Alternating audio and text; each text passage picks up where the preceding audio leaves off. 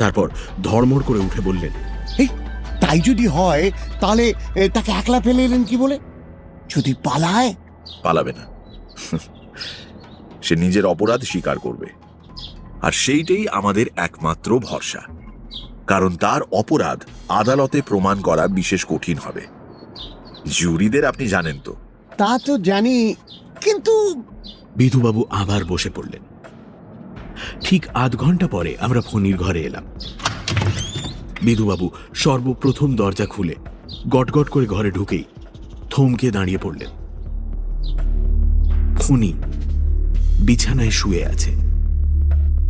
বিছানার পাশে তার ডান হাত ঝুলছে, আর ঠিক তার নিচে মেঝের ওপর পুরু হয়ে রক্ত জমে আছে। কবজির কাটা ধমনী থেকে তখনও ফোঁটা ফোঁটা গাঢ় রক্ত ঝরে পড়ছে। কিছুক্ষণ চেয়ে থেকে ব্যোমকেশ বলল, এতটা আমি প্রত্যাশা করিনি, কিন্তু এছাড়া তার উপায়ই বা ছিল কি? ফণির বুকের ওপর একখানা চিঠি রাখা ছিল। সেটা তুলে নিয়ে ব্যোমকেশ পাঠ করল। চিঠিতে এই কটি কথা লেখা। ব্যোমকেশ বাবু, চলিলাম। আমি খোঁড়া, অকর্মণ্য। এখানে আমার অন্ন জুটিবে না। দেখি ওখানে জোটে কিনা।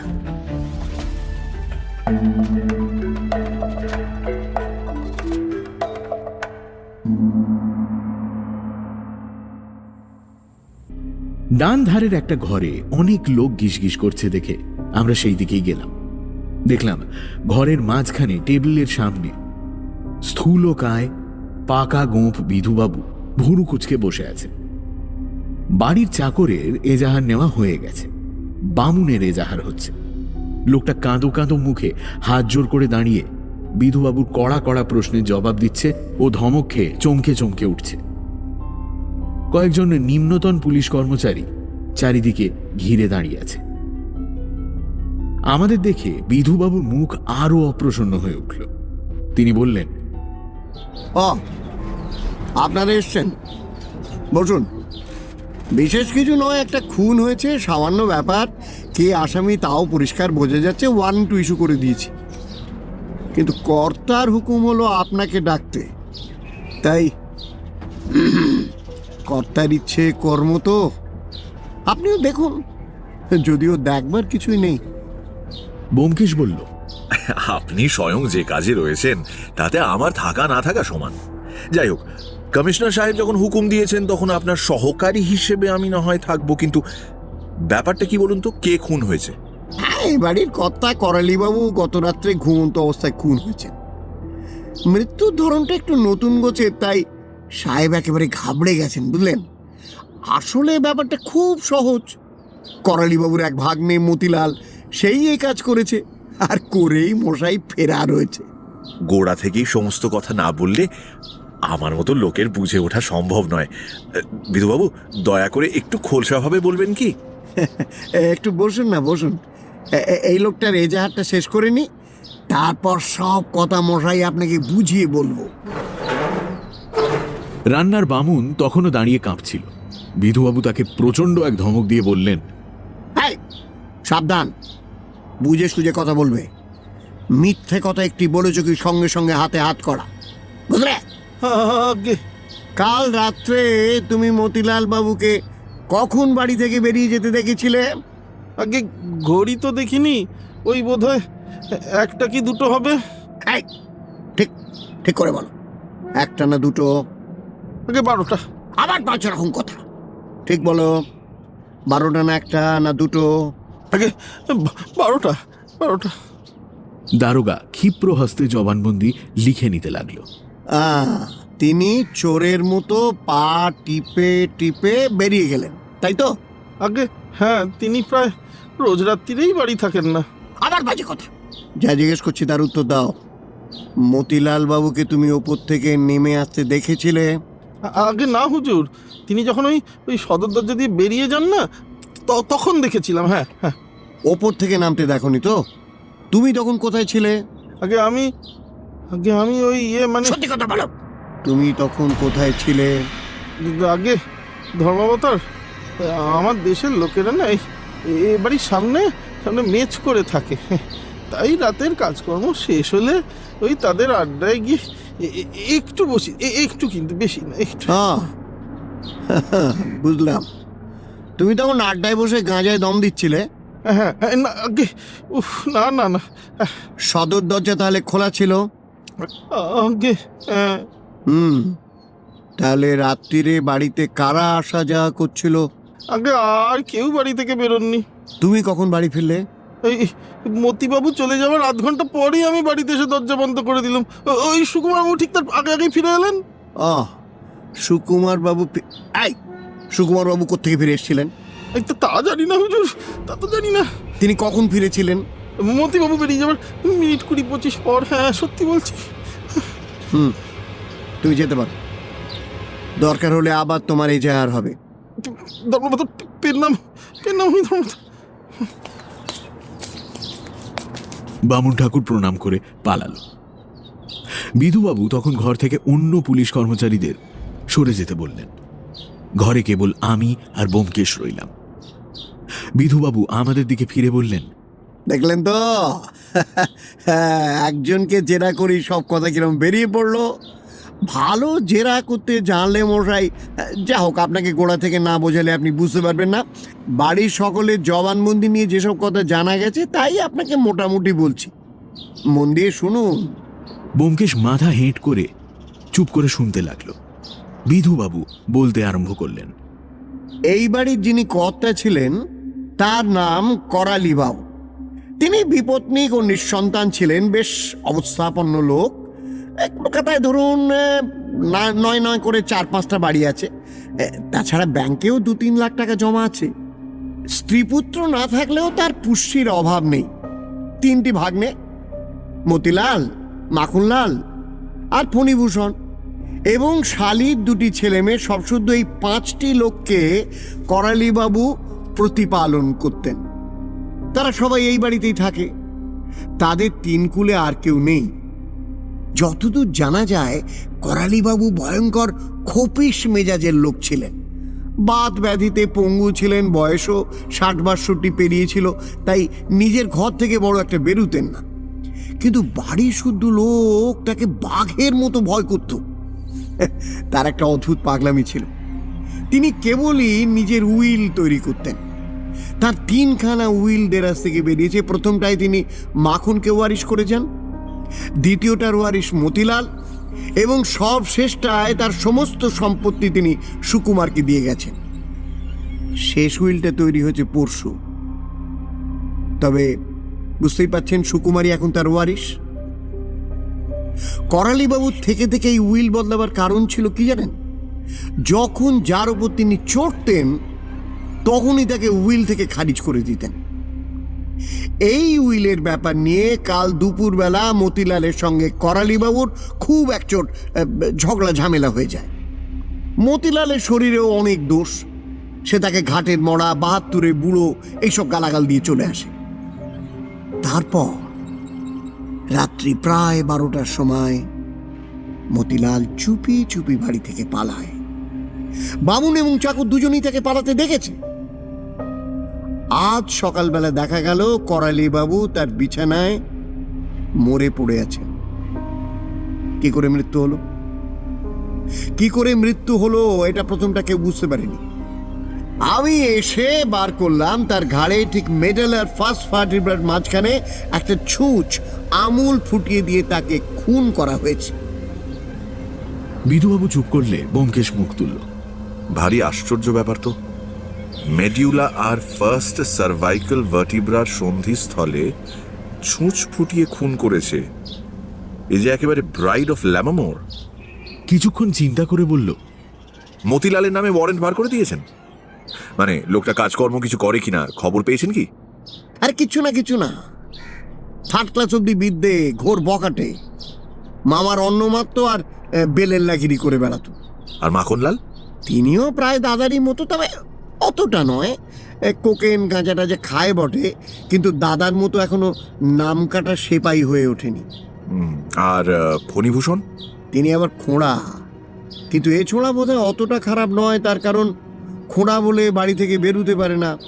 3 ভাইয়ের মধ্যে এই ফণিভূষণই যাকে বলে একটু মানুষের মতো বোধ হলো। আচ্ছা, আর সুকুমার? না, সুকুমার বেশ ভালো ছেলে, মেডিকেল কলেজে 5th ইয়ারে পড়ে, তার বোন সত্যবতী কলেজে পড়ে। এরা 2 ভাই বোনে বুড়োর যা কিছু সেবা শুশ্রূষা করত। এরা সকলেই বোধহয় অবিবাহিত। হ্যাঁ, মেয়েটিও তাই। এবার চলুন বাড়িটা একবার ঘুরে দেখা যাক। মৃতদেহ বোধহয় এখনো সরানো হয়নি, তাই না? না, একটু অপ্রসন্নভাবেই বিধুবাবু উঠে আগে আগে চললেন। আমরা তাঁকে অনুসরণ করলাম। ওপরে উঠবার সিঁড়ি বারান্দার দুদিক থেকে মাঝে চওড়া হয়ে দোতলায় পৌঁছেছে। সিঁড়ির নিচে একটা ঘরের দরজা দেখা গেল। ব্যোমকেশ জিজ্ঞেস করল, ও ঘরটি কার? ওটা মতিলালের ঘর। বিশেষ কারণবশত তিনি নিচে শোয়াই পছন্দ করতেন। কর্তা অত্যন্ত কড়া মেজাজের লোক ছিলেন। রাত্রি 9টার পর কারুর বাইরে থাকবার কোনো হুকুম ছিল না। এর ঠিক ওপরের ঘরেই কর্তা শুতেন। ও, আর এই ঘরটি? বলে ব্যোমকেশ সিঁড়ির পাশে কোণের ঘরটার দিকে আঙুল দেখালো। ওটায় মাখনলাল থাকেন। এরা সবাই যে যার ঘরেই আছেন বোধহয়, অবশ্য মতিলাল ছাড়া। নিশ্চয়, আমি কড়া হুকুম দিয়ে দিয়েছি মশাই, আমার বিনা অনুমতিতে কেউ যেন বাড়ির বাইরে না বেরোতে পারে। দোরের কাছে কনস্টেবল মোতায়েন আছে। ব্যোমকেশ অস্ফুট স্বরে প্রশংসা ও অনুমোদন সূচক কি একটা বলল, শুনতে পেলাম না। দোতলায় উঠে সামনেই বন্ধ একটা দরজা দেখিয়ে বিধুবাবু বললেন, এই ঘরে করালিবাবু শুতেন। দরজার সামনে গিয়ে হঠাৎ ব্যোমকেশ হাঁটু গেড়ে বসে বলল, এটা কিসের দাগ? বিধুবাবু ঝুঁকে একবার দেখলেন, তারপর সোজা হয়ে তাচ্ছিল্য ভরে বললেন, ওইটা চায়ের দাগ। প্রত্যহ সকালে ওই মেয়েটি সত্যবতী চা তৈরি করে এনে করালিবাবুকে ডাকতো। আজ সকালে সাড়া না পেয়ে ঘরে ঢুকে দেখলো তিনি মরে পড়ে আছেন। সেই সময় বোধহয় পেয়ালা থেকে চা চলকে পড়েছিল। ও, তা তিনি বুঝি সর্বপ্রথম করালিবাবুর মৃত্যুর কথা জানতে পারেন, তাই তো? হ্যাঁ,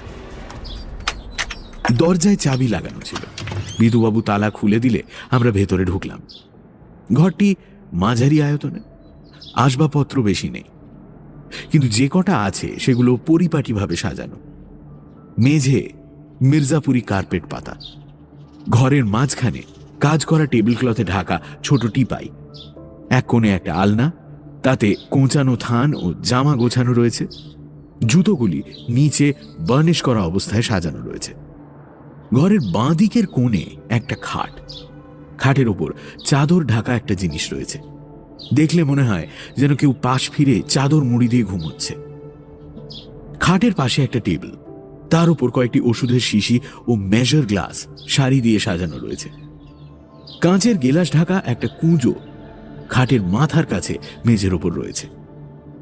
মোটের ওপর ঘরটা দেখলে গৃহকর্তা যে কি ধরনের গোছানো লোক ছিলেন সেটা সহজেই অনুমান করা যায়। এবং বিছানায় শোয়ানো এই চাদর ঢাকা লোকটি যে গত রাত্রে এই ঘরেই খুন হয়েছিল তা কল্পনা করাও দুঃসাধ্য হয়ে পড়ে। টিপাইয়ের ওপর এক পেয়ালা না খাওয়া চা তখনও পড়েছিল।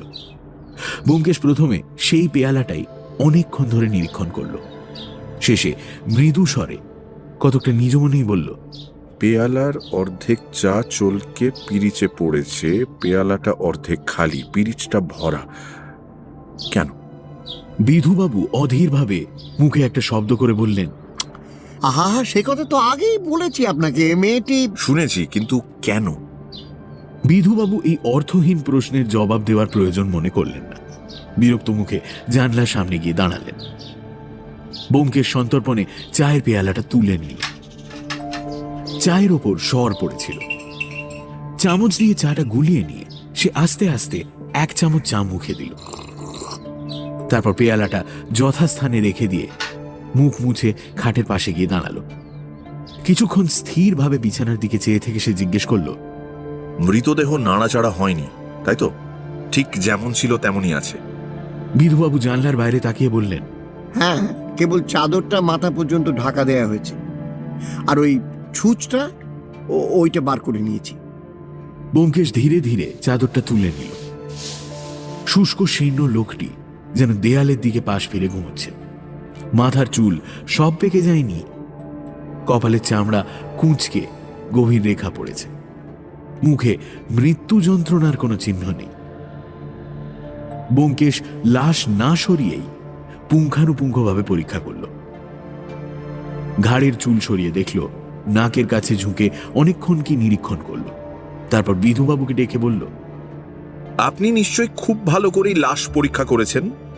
তবু দুটো বিষয় আপনার দৃষ্টি আকর্ষণ করছি। ঘাড়ে 3 বার ছুঁচ ফোটানোর দাগ আছে। বিধুবাবু আগে তা লক্ষ্য করেননি, এখন তা দেখে বললেন, হ্যাঁ, ও বিশেষ কিছু নয়। মেডালা আর মেরুদণ্ডের সন্ধিস্থলটা খুঁজে পায়নি, তাই কয়েকবার ফুটিয়েছে ছুঁচ। দ্বিতীয় বিষয়টি কি? নাকটা দেখেছেন? নাক? হ্যাঁ, নাক। বিধুবাবু নাক দেখলেন। আমিও ঝুঁকে দেখলাম। নাসারন্ধ্রের চারিদিকে কয়েকটা ছোট ছোট কালো দাগ রয়েছে। শীতের সময় গায়ের চামড়া ফেটে গেলে যেরকম দাগ হয় সেই রকম। বিধুবাবু বললেন, হ্যাঁ, বোধহয় সর্দি হয়েছিল। ঘন ঘন নাক মুছলে ওরকম হয়। তা এ থেকে আপনি কি অনুমান করলেন? কিচ্ছু না, কিচ্ছু না। চলুন এবার পাশের ঘরটা দেখা যাক। ওটা বোধহয় করালিবাবুর বসবার ঘর ছিল। পাশের ঘরে টেবিল, চেয়ার, টাইপরাইটার, বইয়ের আলমারি ইত্যাদি রয়েছে। এই ঘরেই করালিবাবু অধিকাংশ সময় কাটাতেন। বিধুবাবু টেবিলের দেরাজের দিকে আঙুল দেখিয়ে বললেন, এই দেরাজেই তার উইলগুলো পাওয়া গেছে। ব্যোমকেশ এই ঘরটাও ভালো করে পরীক্ষা করল, কিন্তু কিছু পাওয়া গেল না। দেরাজে অন্য কোনো কাগজপত্র ছিল না। ঘরের অপর দিকে ছোট একটা গোসলখানা।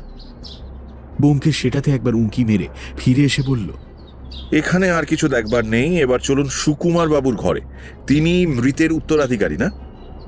ভালো কথা, ছুঁচটা একবার দেখি। বিধুবাবু পকেট থেকে একটা খাম বার করে দিলেন। ব্যোমকেশ তার ভেতর থেকে একটা ছুঁচ বার করে 2 আঙুলে তুলে ধরল। সাধারণ ছুঁচের চেয়ে আকারে একটু বড় ও মোটা, অনেকটা কাঁথা সেলাইয়ের ছুঁচের মতো। তার এক প্রান্ত থেকে একটা সুতো এখনো ঝুলছে। ব্যোমকেশ বিস্ফারিত চোখে কিছুক্ষণ তাকিয়ে থেকে তারপর চাপা স্বরে বলল, আশ্চর্য, ভারী আশ্চর্য। কি? সুতো দেখছেন না? ছুঁচে সুতো পরানো রয়েছে, কালো রেশমের সুতো। কালো রেশমের সুতো? হ্যাঁ, দেখতে পাচ্ছি। কিন্তু ছুঁচে সুতো পরানো তো থাকতেই পারে। তো এতে আশ্চর্যের কি আছে? ব্যোমকেশ একবার বিধুবাবুর মুখের দিকে তাকালো, তারপর যেন একটু লজ্জিত ভাবেই বলল, তাও তো বটে, আশ্চর্য হওয়ার কি আছে? ছুঁচে সুতো পরানো তো হয়েই থাকে, সেই জন্যই তো ছুঁচের সৃষ্টি। ছুঁচ খামে ভরে রেখে বিধুবাবুকে ফেরত দিয়ে সে বলল, চলুন এবার সুকুমার বাবুকে দেখা যাক। বারান্দার বাঁ দিকের মোড় ঘুরে কোণের ঘরটা সুকুমার বাবুর। দরজা ভেজানো ছিল। বিধুবাবু নিঃসংশয় দরজা ঠেলে ভেতরে প্রবেশ করলেন। সুকুমার টেবিলের ওপর কুনুই রেখে 2 হাতে মুখ গুঁজে বসেছিল। আমরা ঢুকতেই তাড়াতাড়ি উঠে দাঁড়ালো। ঘরের এক ধারে খাট, অপর ধারে টেবিল, চেয়ার ও বইয়ের আলমারি। কয়েকটা ট্রাঙ্ক দেওয়ালের ধারে একের ওপর এক রাখা রয়েছে। সুকুমারের বয়স বোধ করি 24-25 হবে। চেহারাও বেশ ভালো, ব্যায়াম পুষ্ট বলিষ্ঠ গোছের দেহ। কিন্তু বাড়িতে এই ভয়ঙ্কর দুর্ঘটনার ফলে মুখ শুকিয়ে চোখ বসে গিয়ে চেহারা অত্যন্ত শ্রীহীন হয়ে পড়েছে। আমাদের 3 জনকে একসঙ্গে ঢুকতে দেখে তার চোখে একটা ভয়ের ছায়া পড়ল। বিধুবাবু বললেন, সুকন বাবু, ইনি ব্যোমকেশ বক্সী, আপনার সঙ্গে কথা বলতে চান। সুকুমার গলা সাফ করে নিয়ে বলল, বসুন। ব্যোমকেশ টেবিলের সামনে বসল। একটা বই টেবিলের ওপর রাখা ছিল। তুলে নিয়ে দেখল গ্রেজ অ্যানাটমি। পাতা উল্টাতে উল্টাতে বলল, আপনি কাল রাত 12টার সময় কোথা থেকে ফিরেছিলেন সুকুমার বাবু? সুকুমার চমকে উঠল। হ্যাঁ, তারপর অস্ফুট স্বরে বলল, সিনেমায় গিয়েছিল। কোন সিনেমায়? চিত্রা। বিধুবাবু একটু ধমকের সুরে বললেন, এটা আমাকে আগে বলা উচিত ছিল আপনার। আপনি বলেননি কেন? দরকারি কথা বলে মনে হয়নি, তাই বলিনি। মানে দরকারি কি অদরকারি সে বিচার আমরা করব। আপনি যে চিত্রায় গিয়েছিলেন তার কোনো প্রমাণ আছে? সুকুমার কিছুক্ষণ মাথা নিচু করে চিন্তা করল। তারপর আলনায় টাঙানো পাঞ্জাবির পকেট থেকে একটা রঙিন কাগজের টুকরো এনে দেখালো। কাগজটা সিনেমার টিকিটের অর্ধাংশ। বিধুবাবু ভালো করে দেখে নোটবুকের মধ্যে রাখলেন। ব্যোমকেশ বইয়ের পাতা উল্টাতে উল্টাতে বলল, সন্ধ্যের শোতে না গিয়ে 9:30টার শোতে গিয়েছিলেন, এর কোনো কারণ ছিল কি? না, কারণ এমন কিছু তো। বেশি রাত্রি পর্যন্ত বাইরে থাকা করালিবাবু পছন্দ করেন না, এ কথা নিশ্চয় আপনার জানা ছিল। সুকুমার উত্তর দিতে পারল না, চুপ করে দাঁড়িয়ে রইল। হঠাৎ তার মুখের দিকে তাকিয়ে ব্যোমকেশ জিজ্ঞেস করল, করালিবাবুর সঙ্গে আপনার শেষ দেখা কখন হয়েছিল?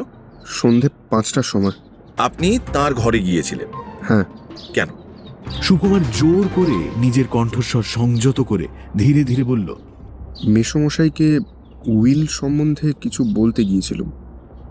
তিনি মতি দাদাকে বঞ্চিত করে আমার নামে সমস্ত সম্পত্তি উইল করেছিলেন। এই নিয়ে মতিদার সঙ্গে দুপুরবেলা তাঁর বচসা হয়। আমি মেসমশাইকে বলতে গিয়েছিলাম আমি একা তার সম্পত্তি চাই না, তিনি যেন তার সম্পত্তি সবাইকে সমান ভাগ করে দেন। তারপর? আমার কথা শুনে তিনি আমাকে ঘর থেকে বেরিয়ে যেতে বললেন। আপনিও বোধহয় বেরিয়ে গেলেন? হ্যাঁ। সেখান থেকে আমি ফণির ঘরে গিয়ে বসলাম। ফণির সঙ্গে কথা বলতে বলতে রাত হয়ে গেল। মনটা খারাপ হয়ে গিয়েছিল, তাই ভাবলুম বায়োস্কোপ দেখে আসি। ফণিও যেতে বললে, তাই রাত্রে চুপি চুপি গিয়েছিলুম। ভেবেছিলুম মেসমশাই জানতে পারবেন না। সুকুমারের কৈফিয়ত শুনে যে বিধুবাবু সম্পূর্ণভাবে সন্তুষ্ট হয়েছেন তা বোঝা গেল। ব্যোমকেশের মুখ কিন্তু নির্বিকার হয়েই রইল। ব্যোমকেশ উঠে দাঁড়িয়ে বলল, চলুন এবার এর ভগিনীর ঘরটা একবার। চলুন। কিন্তু অযথা একটি মেয়েকে উত্ত্যক্ত করবার তো কোনো দরকার ছিল না। সে তো কিছু জানে না। তাকে যা জিজ্ঞেস করবার আমি তো জিজ্ঞেস করে নিয়েছি। সে তো নিশ্চয়ই, তবু একবার মানে। বারান্দা যেখানে মোড় ফিরেছে সেই কোণের ওপর মেয়েটির ঘর। বিধুবাবু গিয়ে দরজায় টোকা মারলেন। আধ মিনিট পরে একটি 17-18 বছর বয়সের মেয়ে দরজা খুলে আমাদের দেখে দরজার পাশে সরে দাঁড়ালো। আমরা ঘরে ঢুকলাম। সুকুমারও আমাদের পেছনে পেছনে আসছিল। সে গিয়ে ক্লান্তভাবে বিছানায় বসে পড়ল। ঘরে ঢোকবার সময় মেয়েটিকে একবার দেখে নিয়েছিলাম। গায়ের রং ময়লা, লম্বা রোগা গোছে চেহারা, কেঁদে কেঁদে চোখ দুটো লাল হয়ে উঠেছে, মুখটাও একটু ফুলেছে। সুতরাং সে সুশ্রী কি কুশ্রী তা বোঝবার উপায় নেই। মাথার চুল রুক্ষ। এই শোকে অবসন্ন মেয়েটিকে জেরা করার নিষ্ঠুরতার জন্য মনে মনে ব্যোমকেশের ওপর রাগ হচ্ছিল, কিন্তু তার কুণ্ঠার আড়ালে যে একটা দৃঢ় সংকল্পিত উদ্দেশ্য রয়েছে তাও বুঝতে পারছিলাম। ব্যোমকেশ মেয়েটিকে একটি নমস্কার করে বিনীতভাবে বলল, আপনাকে একটু কষ্ট দেব, কিছু মনে করবেন না। এরকম একটা ভয়ানক দুর্ঘটনা যখন বাড়িতে হয়ে যায় তখন বোঝার ওপর শাকের আঁটির মতো পুলিশের ছোটখাটো উৎপাতও সহ্য করতে হয়। বিধুবাবু ফোঁস করে উঠলেন। পুলিশের নামে বদনাম দেবেন না, আপনি পুলিশ নন। ব্যোমকেশ সেদিকে কর্ণপাত না করে বলল, বেশি নয়, দু একটা সাধারণ প্রশ্ন আপনাকে করব, বসুন না। বলে ঘরের একটি মাত্র চেয়ারের দিকে আঙুল দেখালো। মেয়েটি বিদ্বেষপূর্ণ দৃষ্টিতে একবার ব্যোমকেশের দিকে তাকালো, তারপর চাপা ভাঙা গলায় বলল, আপনি কি জানতে চান বলুন, আমি দাঁড়িয়েই জবাব দিচ্ছি। বসবেন না? আচ্ছা, আমি তাহলে বসি। চেয়ারে বসে ব্যোমকেশ একবার ঘরের চারদিকে তাকিয়ে নিল। এই ঘরটাও সুকুমারের ঘরের মতোই, অত্যন্ত সাদাসিধে। আসবাবের বাহুল্য নেই। খাট, টেবিল, চেয়ার, বইয়ের আলমারি, বাড়তির মধ্যে একটা দেরাজ যুক্ত ড্রেসিং টেবিল। কড়িকাঠের দিকে অন্যমনস্কভাবে তাকিয়ে ব্যোমকেশ জিজ্ঞেস করল, আপনি রোজ সকালে চা নিয়ে করালিবাবুকে ডাকতেন, তাই তো? মেয়েটি ঘাড় নাড়ল। আজ তাহলে চা দিতে গিয়েই আপনি প্রথম জানতে পারলেন যে তিনি মারা গেছেন? মেয়েটি আবার ঘাড় নাড়ল। তার আগে আপনি কিছু জানতেন না? বিধুবাবু গলার মধ্যে গজগজ করে বললেন, বাজে প্রশ্ন, বাজে প্রশ্ন, একেবারে ফুলিশ। ব্যোমকেশ যেন শুনতেই পায়নি, এমনভাবেই বলে চলল। রাতে করালি বাবুর দরজা খোলা থাকতো? হ্যাঁ, এ বাড়ির কারোর দরজা বন্ধ করে শোবার হুকুম ছিল না। মেসমশাই নিজেও রাত্রিতে দরজা খুলে শুতেন। বটে, তাহলে ঢের হয়েছে, ঢের হয়েছে, এবার তো উঠুন তো। যত সব বাজে প্রশ্ন করে বেচারিকে বিরক্ত করবার কি দরকার? আপনি একদম ক্রস এক্সামিন করতে জানেন না। এতক্ষণে ব্যোমকেশের বিনীত ভাবের মুখোশ খসে পড়ল। খোঁচা খাওয়া বাঘের মতো সে বিধুবাবুর দিকে ফিরে তীব্র অথচ অনুচ্চ কণ্ঠে বলে উঠল, যদি বারবার বিরক্ত করেন তাহলে কমিশনার সাহেবকে জানাতে বাধ্য হব যে আপনি আমার অনুসন্ধানে বাধা দিচ্ছেন। আপনি জানেন এ ধরনের কেস সাধারণ পুলিশের এলাকায় পড়ে না, এটা সিআইডির কেস। গালে চড় খেলেও বোধহয় বিধুবাবু এত স্তম্ভিত হতেন না।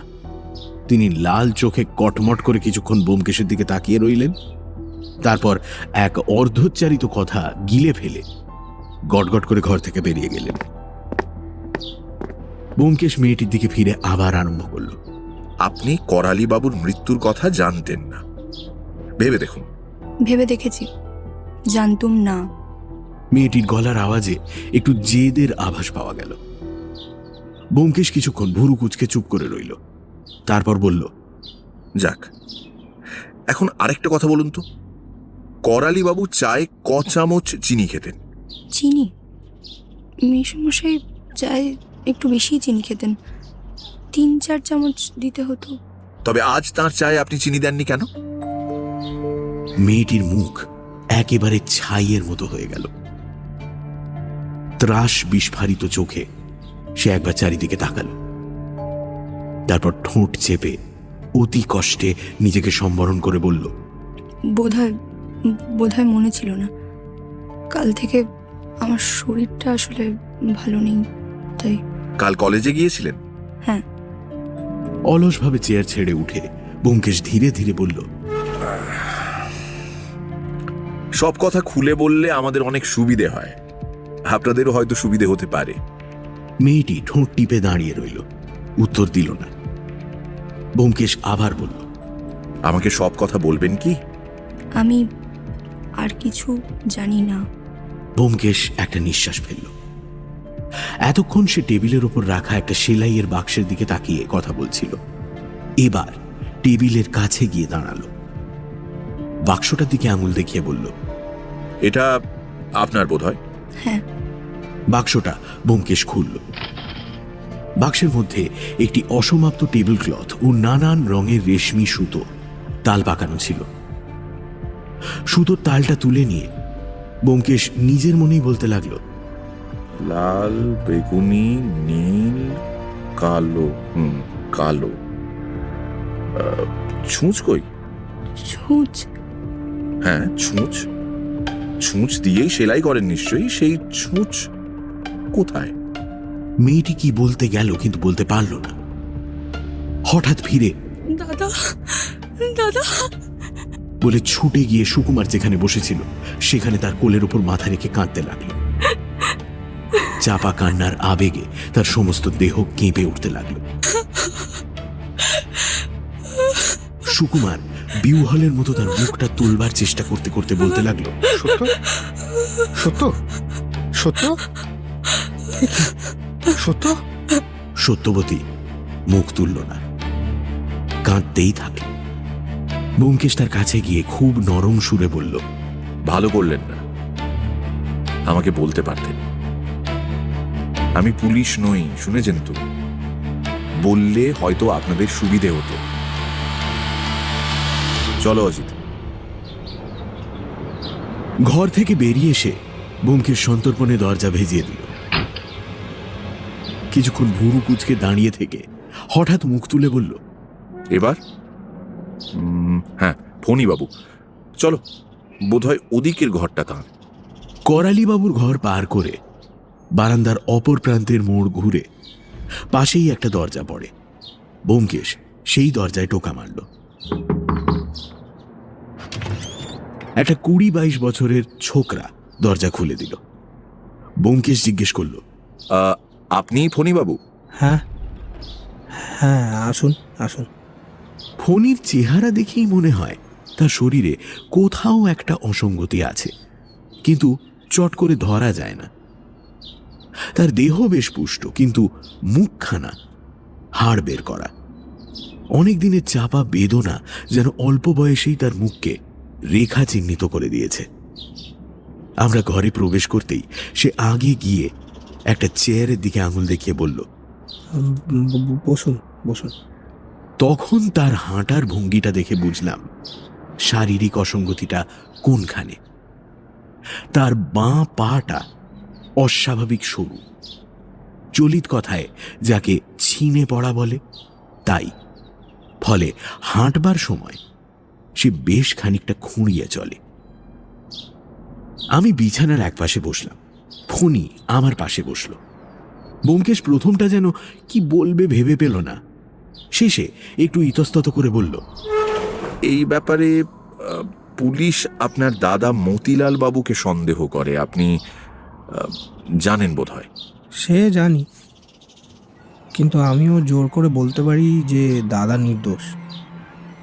দাদা ভয়ানক রাগী আর ঝগড়াটে, কিন্তু সে মামাকে খুন করবে এ আমি বিশ্বাস করতে পারি না। বিষয় আশয় থেকে বঞ্চিত হবার রাগে তিনি এ কাজ করতে পারেন নাকি? সে অজুহাত শুধু দাদার নয়, আমাদের 3 ভাইয়েরই আছে। তবে শুধু দাদাকেই সন্দেহ করবেন কেন? আপনি যা জানেন সব কথাই বোধহয় পুলিশকে বলেছেন, তবু 2-1টা কথা একটু জানতে চাই। মানে আপনি আপনি কি পুলিশের লোক নন?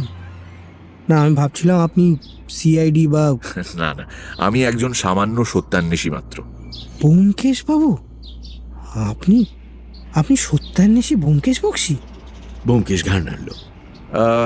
এখন বলুন তো, করালি বাবুর সঙ্গে বাড়ির আর সকলের সম্বন্ধটা ঠিক কি রকম ছিল?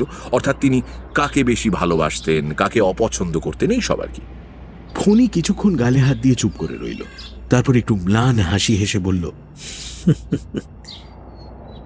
দেখুন ব্যোমকেশ বাবু, আমি খোড়া মানুষ, ভগবান আমাকে মেরেছেন।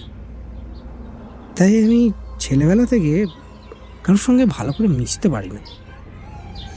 এই ঘর আর এই বইগুলো, এরাই আমার জীবনের সঙ্গী। এই যে দেখছেন এই শেলফে, এই বইগুলোই আমার সব। মামা যে আমাদের মধ্যে কাকে বেশি ভালোবাসতেন তা নির্ভুলভাবে বলা আমার পক্ষে সম্ভব নয়। তিনি না বড় তিরিক্ষি মেজাজের লোক ছিলেন। তার মনের ভাব মুখের কথায় প্রকাশ পেত না। তবে আঁচে আন্দাজে যতদূর বোঝা যায়, সত্যবতীকেই, সত্যকেই মনে মনে ভালোবাসতেন। আর আপনাকে? আমাকে আমি খোঁড়া অকর্মণ্য বলে হয়তো ভেতরে ভেতরে একটু দয়া করতেন, কিন্তু তার চেয়ে বেশি কিছু। দেখুন দেখুন, আমি না মৃতের অমর্যাদা করছি না। বিশেষত তিনি আমাদের অন্নদাতা। তিনি আশ্রয় না দিলে আমি তো না খেতে পেয়ে মরে যেতাম।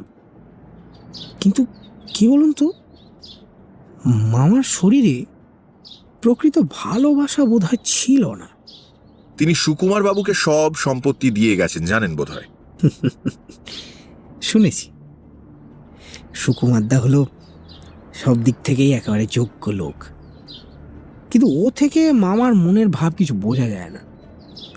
তিনি আশ্চর্য খেয়ালি লোক ছিলেন। যখনই কারোর উপর রাগ হতো তখনই টপাটপ টাইপ করে উইল বদলে ফেলতেন। বোধহয় এ বাড়িতে এমন কেউ নেই যার নামে অন্তত একবার মামা উইল তৈরি না করেছেন। শেষ উইল যখন সুকুমার বাবুর নামে, তখন তিনি সম্পত্তি পাবেন। আইনে কি তাই বলে? আমি কিন্তু ঠিক জানি না। আইনে তো তাই বলে। এই অবস্থায় আপনি কি করবেন, কিছু ঠিক করেছেন কি? ফণি চুলের মধ্যে একবার আঙুল চালিয়ে জানলার বাইরে তাকিয়ে বলল, কি করব, কোথায় যাব, কিছুই জানি না। লেখাপড়াটা তো শিখিনি, তাই উপার্জন করবার যোগ্যতাটাও নেই।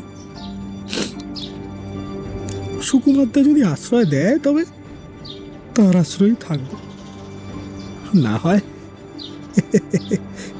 রাস্তায় গিয়ে দাঁড়াতে হবে ব্যোমকেশ বাবু, রাস্তায় গিয়ে। তার চোখের কোলে জল এসে পড়েছে দেখে আমি তাড়াতাড়ি অন্যদিকে মুখ ফিরিয়ে নিলাম। ব্যোমকেশ অন্যমনস্কভাবে বলল, সুকুমার বাবু কাল রাত্রি 12টার সময় বাড়ি ফিরেছেন। হ্যাঁ, রাত্রি 12টার সময়? ও হ্যাঁ, তিনি বায়োস্কোপ দেখতে গিয়েছিলেন। করালি বাবুকে কটার সময় খুন করা হয়েছে আপনি আন্দাজে বলতে পারবেন? মানে কোনো রকম শব্দ টব্দ শুনেছিলেন কি? না, কিছু না, ওই হয়তো শেষ রাতে। তিনি রাত 12টায় খুন হয়েছেন। ব্যোমকেশ উঠে পড়ল, ঘড়ি দেখে বলল, ও বাবা, 2:30 বেজে গেছে।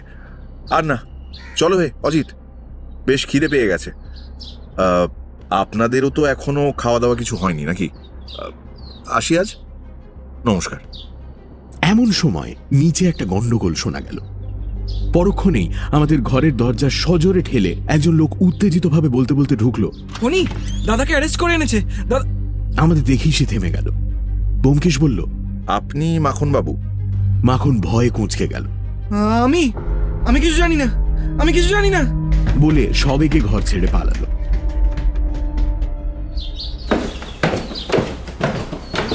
নিচে নেমে দেখলাম বসবার ঘরে হুলুস্থুল কাণ্ড। বিধুবাবু ঘরে নেই, থানার ইন্সপেক্টর তার স্থান অধিকার করেছেন।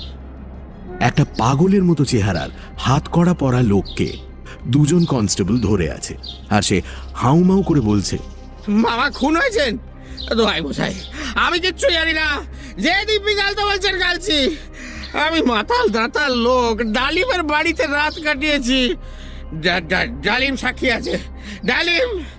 ইন্সপেক্টর বাবুটি সত্যি সত্যিই কাজের লোক। এতক্ষণ নিষ্পৃহভাবে বসেছিলেন। আমাদের দেখে বললেন, আসুন ব্যোমকেশ বাবু, ইনি মতিলাল, বিধুবাবুর আসামি। যদি কিছু জিজ্ঞেস করতে চান করতে পারেন। একে কোথায় গ্রেপ্তার করা হলো? যে সাব ইন্সপেক্টর গ্রেপ্তার করেছিল সে বলল, আগে হাড়কাটা গলির এক স্ত্রীলোকের বাড়িতে। মতিলাল আবার বলতে আরম্ভ করলো, ডালিমের বাড়িতে ঘুমোচ্ছিলাম, কোন শালা নিচে কথা বলে।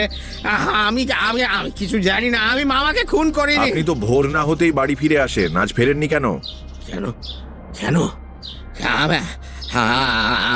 আমি মদ খেয়েছিলাম, 2 বোতল উইস্কিটে, 2 বোতল উইস্কি টেনেছিলাম আমি, ঘুম ভাঙেনি আমার। ব্যোমকেশ ইন্সপেক্টর বাবুর দিকে চেয়ে ঘাড় নাড়ল। তিনি বললেন, নিয়ে যাও, হাজতে রাখবে। আমাকে আমাকে ছেড়ে দিন, আমি মতিলাল চিৎকার করতে করতে স্থানান্তরিত হলো। ব্যোমকেশ বলল, বিধুবাবু কোথায়? তিনি মিনিট 15 হলো বাড়ি গিয়েছেন, আবার 4টের সময় আসবেন হয়তো। আচ্ছা, তাহলে আমরাও উঠি, কাল সকালে আবার আসবো খন। ভালো কথা, বাড়ির ঘরগুলো সব খানা তল্লাশি হয়েছে? করালি বাবুর আর মতিলালের ঘর খানা তল্লাশ হয়েছে, অন্য ঘরগুলো খানা তল্লাশ করা বিধুবাবু দরকার মনে করেননি। তা মতিলালের ঘর থেকে কিছু পাওয়া গেছে? না, কিছুই না। উইলগুলো দেখা হলো না, সেগুলো বোধহয় বিধুবাবু সিল করে রেখে গেছেন। থাক, কাল দেখলেই হবে। আচ্ছা চললুম, ইতিমধ্যে যদি নতুন কিছু জানতে পারেন খবর দেবেন।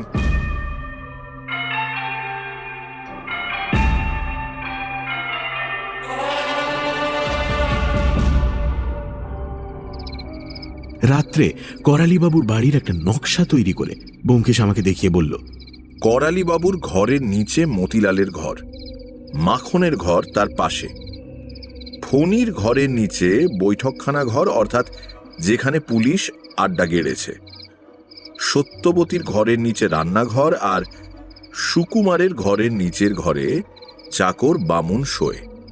এই প্ল্যান কি হবে? কিছু না বলে ব্যোমকেশ নকশাটা মন দিয়ে দেখতে লাগলো। আমি বললাম, তোমার কিরকম মনে হচ্ছে? মতিলাল বোধহয় খুন করেনি না? না, সে বিষয়ে তুমি নিশ্চিন্ত থাকতে পারো। তবে কে বলো তো? সেইটে বলাই শক্ত। মতিলালকে বাদ দিলে 4 জন বাকি থেকে যায়, ফণি, মাখন, সুকুমার আর সত্যবতী। এদের মধ্যে যে কেউ খুন করতে পারে, সকলের স্বার্থ প্রায় সমান। সত্যবতীও নয় কেন? কিন্তু মেয়ে মানুষ হয়ে। মেয়ে মানুষ যাকে ভালোবাসে তার জন্য করতে পারে না এমন কোনো কাজ নেই অজিত। কিন্তু তার স্বার্থ কি? করালি বাবুর শেষ উইলে তার ভাই তো সব পেয়েছে। বুঝলে না, যে লোক ঘন্টায় ঘন্টায় মত বদলায় তাকে খুন করলে তার আর মত বদলাবার অবকাশ থাকে না। স্তম্ভিত হয়ে গেলাম। এইভাবে তো কখনো ব্যাপারটা ভেবে দেখিনি। বললাম, তবে কি তোমার মনে হয় সত্যবতী? আমি তো বলিনি। সুকুমার হতে পারে, সম্পূর্ণ বাইরের লোকও হতে পারে, কিন্তু সত্যবতী মেয়েটি সাধারণ মেয়ে নয়। খানিকক্ষণ চুপ করে ভাবতে লাগলাম। গত কয়েক ঘন্টার মধ্যে এত রকমের খাপ ছাড়া ও পরস্পর বিরোধী মাল মশলা আমাদের হস্তগত হয়েছে যে তার ভেতর থেকে সুসংলগ্ন একটা কিছু বেছে বার করা প্রায় অসম্ভবই হয়ে পড়েছিল।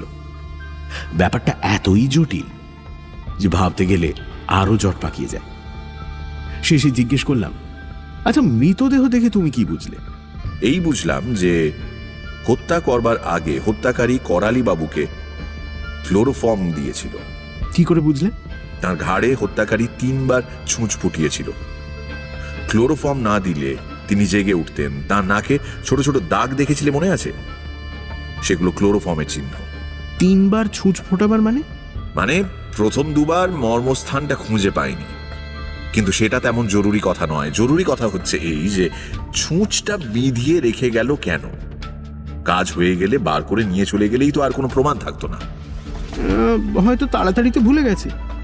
কিন্তু আরেকটা কথা, রাত 12টার সময় যে খুন হয়েছে তুমি সেটা বুঝলে কি করে? ওটা আমার অনুমান, কিন্তু সত্যবতী যদি কখনো সত্যি কথা বলে দেখবে আমার অনুমানটা ঠিক। ডাক্তারের রিপোর্ট থেকেও জানা যাবে। কিছুক্ষণ ওপর দিকে তাকিয়ে বসে থেকে ব্যোমকেশ বলল, সুকুমারের টেবিলের ওপর একখানা বই রাখা ছিল, গ্রেজ অ্যানাটমি। সারা বইয়ের মধ্যে কেবল একটা পাতায় কয়েক লাইন লাল পেন্সিল দিয়ে দাগ দেওয়া ছিল। কি লাইন? মেডিউলা এবং প্রথম কশেরুর সন্ধিস্থলে যদি ছুঁচ বিধিয়ে দেওয়া যায় তাহলে তৎক্ষণাৎ মৃত্যু হবে। আমি লাফিয়ে উঠলাম, বলো কি? তাহলে তো। কিন্তু আশ্চর্য, লাল পেন্সিলটা সুকুমারের টেবিলে কিন্তু দেখলাম না। বলে হঠাৎ উঠে চিন্তিত মুখে ঘরময় পায়চারি করতে লাগলো। আমার মনের মধ্যে অনেকগুলো প্রশ্ন গজগজ করছিল, কিন্তু ব্যোমকেশের চিন্তা সূত্র ছিন্ন করতে আমার ভরসা হলো না। জানতাম এই সময় প্রশ্ন করলে সে খেঁকিয়ে উঠবে। রাতে শোয়ার সময় সে জিজ্ঞেস করলো, তুমি তো একজন সাহিত্যিক, বলো দেখি থিম্বলের বাংলা কি? THIMBLE, থিম্বল এর বাংলা কি? থিম্বল? যা ওই দর্জিরা আঙুলে পরে সেলাই করার সময়। হ্যাঁ হ্যাঁ, থিম্বল। অঙ্গুলি ত্রাণ হতে পারে, কিংবা সূচিবর্ম। ওসব চালাকি চলবে না, খাঁটি বাংলা প্রতিশব্দ বলো। স্বীকার করতেই হলো বাংলা প্রতিশব্দ নেই, অন্তত আমার জানা নেই। জিজ্ঞেস করলাম, তুমি জানো? জানলে আর জিজ্ঞেস করবো তোমাকে? ব্যোমকেশ আর কথা বলল না। আমিও বাংলা ভাষার অশেষ দৈন্যের কথা চিন্তা করতে করতে কখন ঘুমিয়ে পড়েছিলাম। পরদিন সকালে উঠে দেখি ব্যোমকেশ বেরিয়ে গেছে। একটু রাগ হলো, কিন্তু বুঝলাম আমাকে না নিয়ে যাওয়ার কোনো মতলব আছে। হয়তো আমি গেলে অসুবিধে হতো। যখন ফিরল তখন বেলা প্রায় 11টা। জামা খুলে পাখাটা চালিয়ে দিয়ে সিগারেট ধরালো। জিজ্ঞেস করলাম, কি হলো? সে এক পেট ধোঁয়া টেনে আস্তে আস্তে ছাড়তে ছাড়তে বলল, উইলগুলো দেখা হলো। উইলের সাক্ষী বাড়ির বামুন আর চাকর, তাদের টিপসই রয়েছে। আর বাড়ির অন্য ঘরগুলো ভালো করে খানা তল্লাশ করতে বললুম, কিন্তু বিধুবাবু গোঁ ধরেছেন আমি যা বলবো তার উল্টো কাজটাই করবেন। শেষ পর্যন্ত ভয় দেখিয়ে এলাম, যদি খানা তল্লাশ না করেন কমিশনার সাহেবকে নালিশ করব। তারপর আর কি, তিনি এখনো মতিলালকে কামড়ে পড়ে আছেন। কিছুক্ষণ চুপ করে থেকে বলল, মেয়েটা ভয়ানক শক্ত, এমন মুখ টিপে রইল, কিছুতেই খুলল না। অথচ এই রহস্যের চাবিকাঠি তার কাছে। যা হোক, দেখা যাক। বিধুবাবু যদি শেষ পর্যন্ত খানা তল্লাশ করা মনস্থ করেন, হয়তো কিছু পাওয়া যেতে পারে। কি পাওয়া যাবে মনে হয়? কে বলতে পারে? সামান্য জিনিস, হয়তো একটা ডাক্তারি দোকানের ক্যাশ মেমো, কিংবা একটা পেন্সিল, কিংবা, কিন্তু বৃথা গবেষণা করে লাভ নেই। চলো, নাইবার বেলা হলো। দুপুরবেলাটা ব্যোমকেশ আরাম কেদারায় চোখ বুজে শুয়েই কাটিয়ে দিল। মনে হলো সে যেন কিছুর অপেক্ষা করছে। 3টে বাজতেই পুঁটিরাম চা দিয়ে গেল। নিঃশব্দে চা পান করে ব্যোমকেশ আগের মতোই পড়ে রইল। 4:30 বাজবার পর পাশের ঘরে টেলিফোন বেজে উঠল। ব্যোমকেশ দ্রুত উঠে গিয়ে ফোন ধরল। হ্যালো, হ্যাঁ, কে আপনি? ও, ইন্সপেক্টর বাবু, কি খবর? সুকুমার বাবুর ঘর সার্চ হয়েছে। হুম, বেশ বেশ বেশ। বিধুবাবু তাহলে শেষ পর্যন্ত, তো তার ঘরে কি পাওয়া গেল? হ্যাঁ, সুকুমার বাবুকে অ্যারেস্ট করা হয়েছে? তারপর কিছু পাওয়া গেল? ক্লোরোফর্মের শিশি আলমারিতে বইয়ের পেছনে ছিল। আচ্ছা, আর উইল? আর একখানা টাইপ করা উইল? বলেন কি? কোন তারিখের? যে রাতে করালি বাবু মারা যান সেই দিন তৈরি? কোথায় ছিল? বাক্সের তলায়। এ উইলে ওয়ারিস কে? হ্যাঁ, ফণী বাবু। হ্যাঁ হ্যাঁ হ্যাঁ, ঠিক বলেছেন। পর্যায়ক্রমে এবার তারই পালা ছিল বটে। সুকুমার বাবুর বোনকে কি গ্রেপ্তার করা হয়েছে? না। ও, বুঝেছি। ঘরে আর কিছু পাওয়া যায়নি? যেমন ধরুন একটা লাল পেন্সিল? পাননি? আশ্চর্য। সেলাইয়ের কোনো উপকরণ পাননি? তাই তো। বিধুবাবু আছেন? মতিলালকে খালাস করতে গেছেন, তবু ভালো বিধুবাবু সুমতি হয়েছে। সুকুমার বাবুর ঘর ছাড়া আর কোন কোন ঘর সার্চ হয়েছে? আর হয়নি? কি বললেন? হ্যাঁ, বিধুবাবু দরকার মনে করেন? বিধুবাবু তো কিছুই দরকার মনে করেন না। তা আমার আজ যাবার দরকার আছে কি? নতুন উইলখানা দেখতুম। ও ও, আচ্ছা আচ্ছা, নিয়ে গেছেন।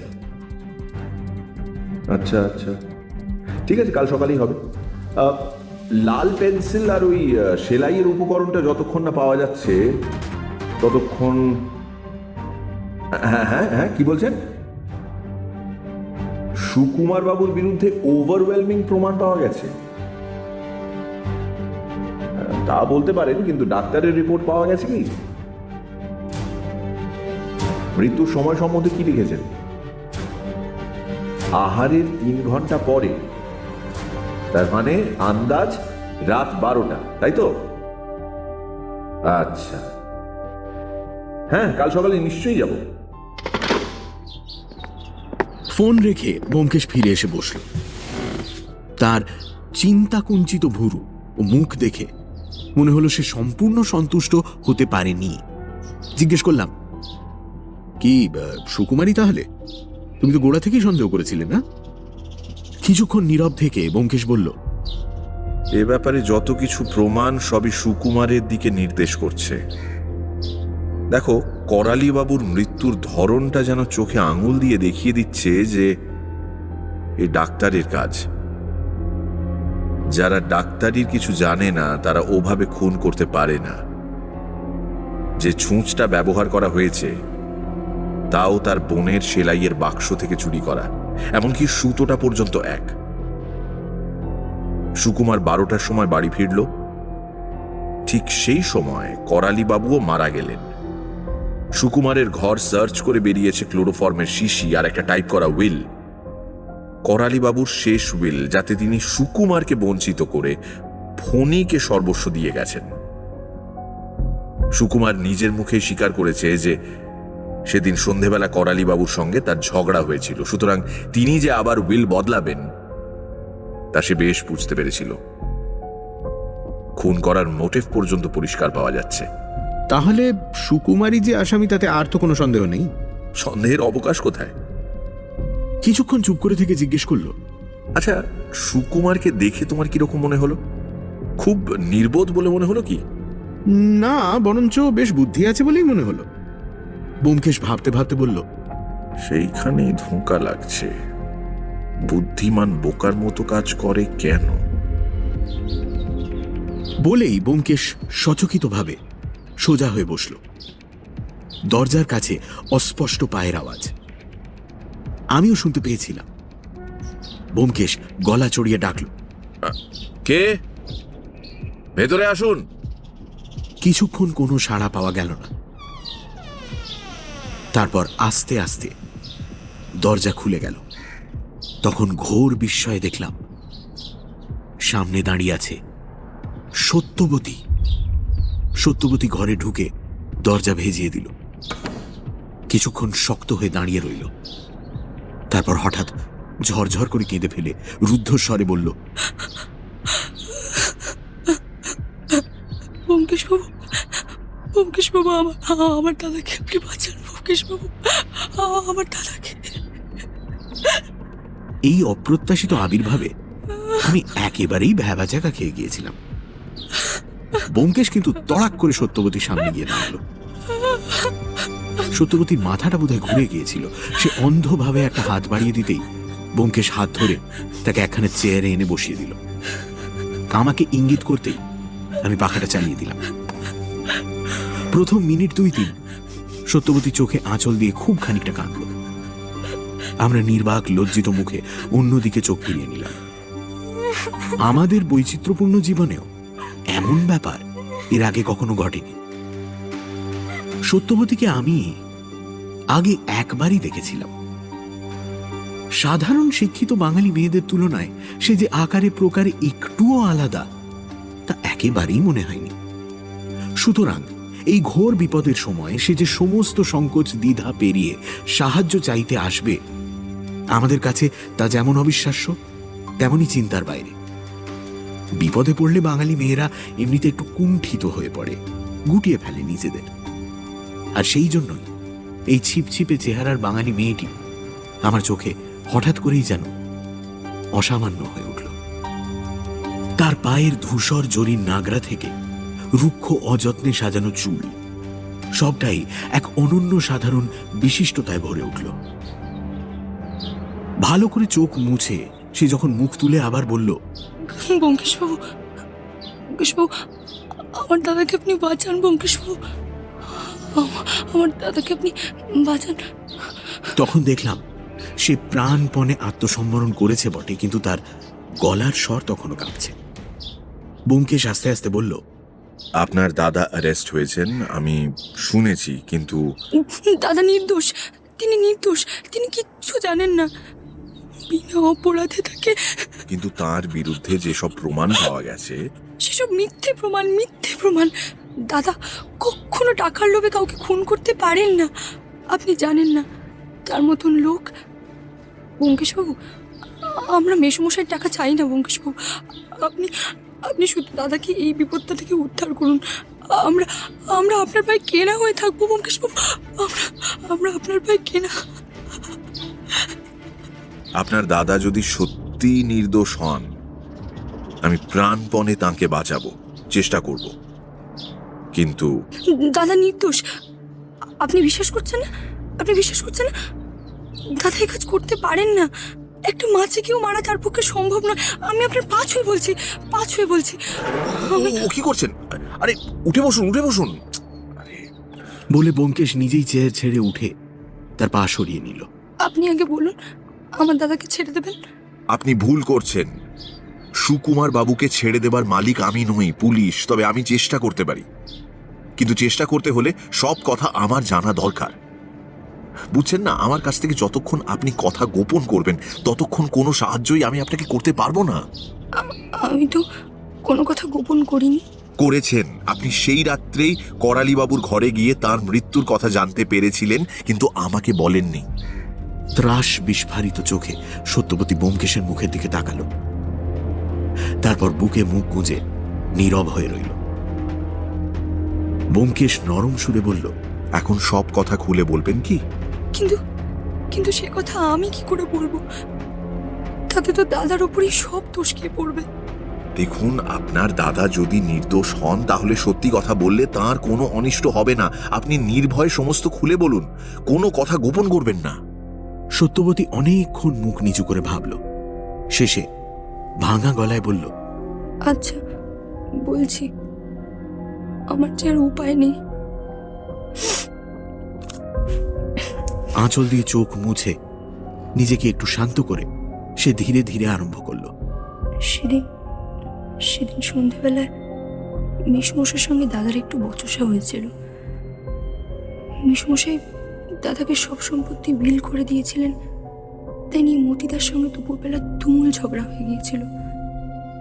কলেজ থেকে ফিরে তাই শুনে দাদা মেসমশাইকে বলতে গিয়েছিলেন যে তিনি সব সম্পত্তি চান না, সম্পত্তি যেন সকলকে সমান ভাগ করে দেওয়া হয়।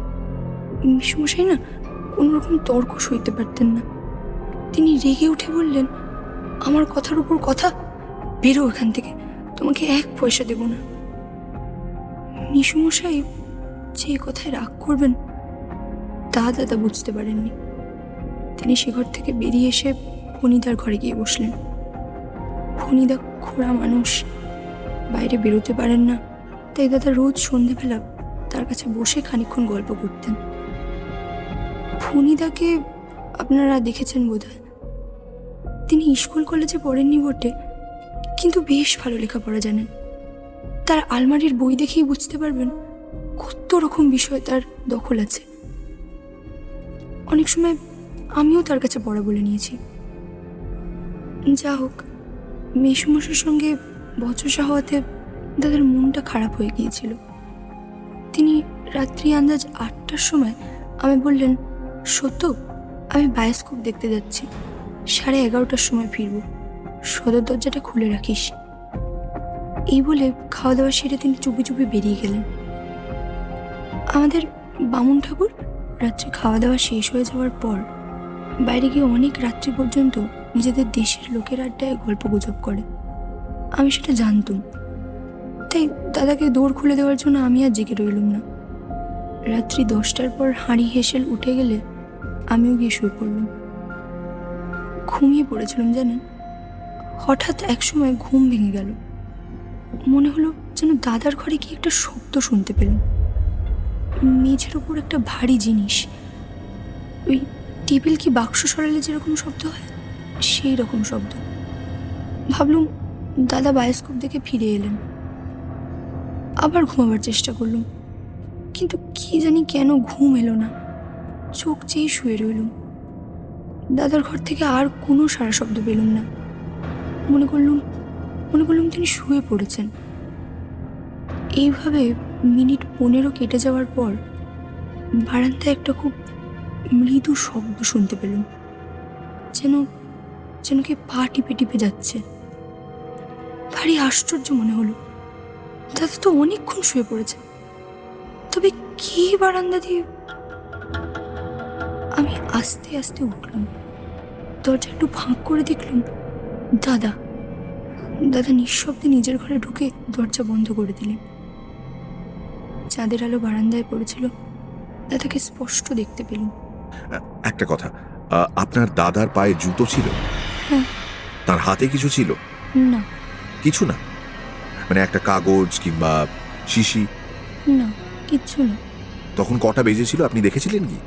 দেখার দরকার হয়নি, তখন শহরের সব ঘড়িতেই 12টা বাজছিল। তারপর বলে যান। প্রথমটা আমি কিছু বুঝতে পারলাম না জানেন। দাদা 15 মিনিট আগে ফিরে এসেছেন, তার ঘরে আওয়াজ শুনে জানতে পেরেছি।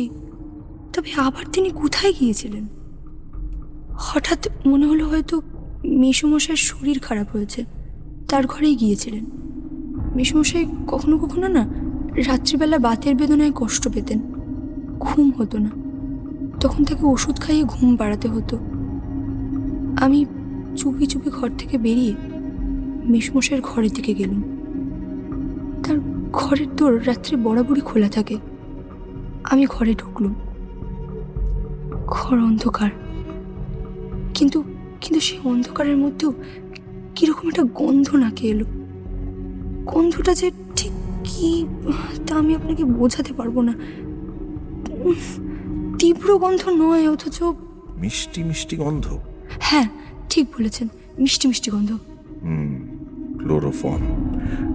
তারপর দোরের পাশেই সুইচ। আলো জ্বেলে দেখলুম মেসমশাই খাটে শুয়ে আছেন, ঠিক যেন ঘুমোচ্ছেন। তার শোবার ভঙ্গি দেখে একবারও মনে হয় না যে তিনি, কিন্তু তবু কি জানি কেন আমার বুকের ভেতরটা ধড়ফড় করতে লাগলো। সেই গন্ধটা যেন একটা ভিজে ন্যাকড়ার মতো আমার নিঃশ্বাস বন্ধ করবার উপক্রম করলে। কিছুক্ষণ আমি দরজার কাছে দাঁড়িয়ে রইলুম। মনকে বোঝাবার চেষ্টা করলুম যে ওটা একটা ওষুধের গন্ধ। মেসমশাই ওষুধ খেয়ে ঘুমিয়ে পড়েছেন, পা কাঁপছিল। তবু সন্তর্পণে তার খাটের পাশে গিয়ে দাঁড়ালুম। ঝুঁকে দেখলুম তার নিঃশ্বাস পড়ছে না। তখন আমার বুকের মধ্যে যে কি হচ্ছে, মনে হচ্ছে এইবারে অজ্ঞান হয়ে পড়ে যাব। বোধহয় মাথাটা ঘুরে উঠেছিল। নিজেকে সামলাবার জন্য আমি মেসমশাইয়ের বালিশের উপর হাত রাখলাম। হাতটা ঠিক তার ঘাড়ের পাশেই পড়েছিল। একটা কাঁটার মতো কি জিনিস হাতে ফুটলো। দেখলাম একটা ছুঁচ তার ঘাড়ে আঙুল বেঁধানো। ছুঁচে তখনও সুতো পরানো রয়েছে। আমি আর সেখানে থাকতে পারলুম না। কিন্তু কি করে যে আলো নিভিয়ে নিজের ঘরে ফিরে এলুম তাও জানি না। যখন ভালো করে চেতনা ফিরে এলো, তখন নিজের বিছানায় বসে ঠক করে কাঁপছি আর কাঁদছি।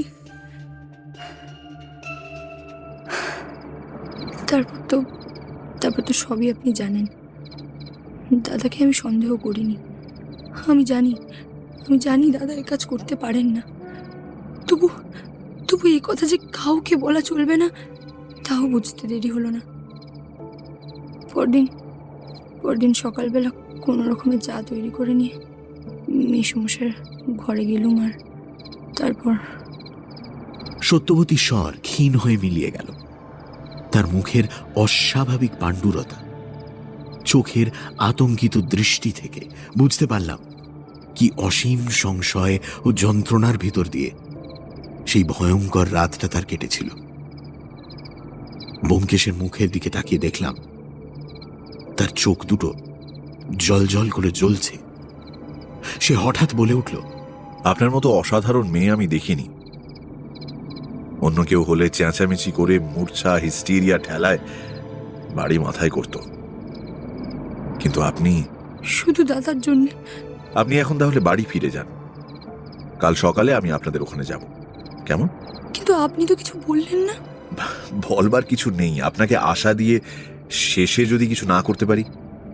এর মধ্যে বিধুবাবু নামক একটি আস্ত আছেন, তো তাই একটু ভয়।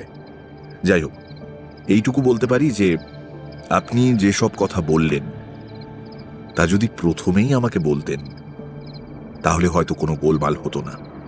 আমি যে বললুম তাতে দাদার কোনো অনিষ্ট হবে না তো? সত্যি বলছেন? ব্যোমকেশবাবু, আমার যে আর কেউ নেই। ব্যোমকেশবাবু, আমার যে আর কেউ। সত্যবতী গলা বুঝে এলো। ব্যোমকেশ তাড়াতাড়ি গিয়ে সদর দরজাটা খুলে দাঁড়ালো। একটু হাসবার চেষ্টা করে বলল, আপনি আর দেরি করবেন না, রাত হয়ে গেছে। আমাদের এটা ব্যাচেলার এস্টাবলিশমেন্ট, বুঝতেই পারছেন। সত্যবতী একটু ব্যস্তভাবেই বেরিয়ে যাওয়ার উপক্রম করল। সে চৌকাঠ পার হয়েছে এমন সময় ব্যোমকেশ মৃদু স্বরে তাকে কি বলল শুনতে পেলাম না। সত্যবতী চমকে ফিরে তাকালো। কয়েক মুহূর্তের জন্য তার কৃতজ্ঞতায় ভরা মিনতিপূর্ণ চোখ দুটি আমি দেখতে পেলাম। তারপর সে নিঃশব্দে ছোট্ট একটি নমস্কার করে দ্রুত পদে সিঁড়ি দিয়ে নেমে চলে গেল।